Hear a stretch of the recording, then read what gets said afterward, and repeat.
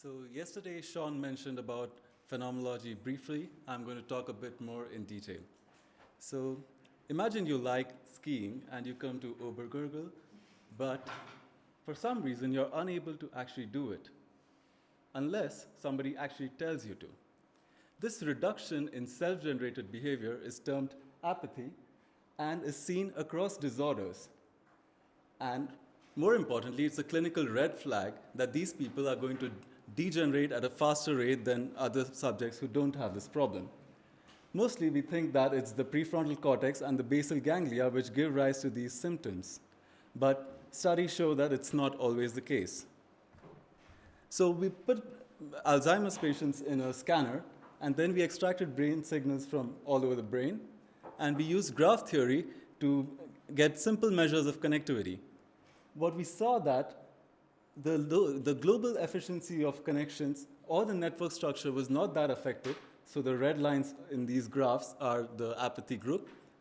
But the local density of connections were much more affected in the apathy group. When we looked at specific networks, it was the frontoparietal network, which is very important for executing actions, and the singular opercular network, which maintains a task representation when the ongoing activity is being performed.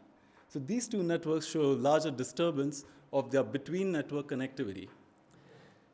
Next, we looked at spectroscopy, which looks at brain metabolism, and we looked at 4 different brain regions. We found that with increasing apathy, markers of cholinergic function and glial function were reduced. In the anterior cingulate, with apathy, glutamate was increased, but with depression, glutamate was reduced.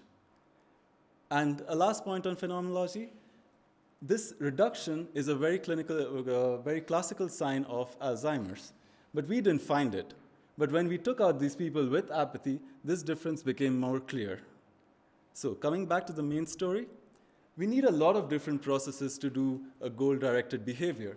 Some of these, in green, are performed by the prefrontal cortex and the basal ganglia, but these in red are more represented by the lateral parietal cortex.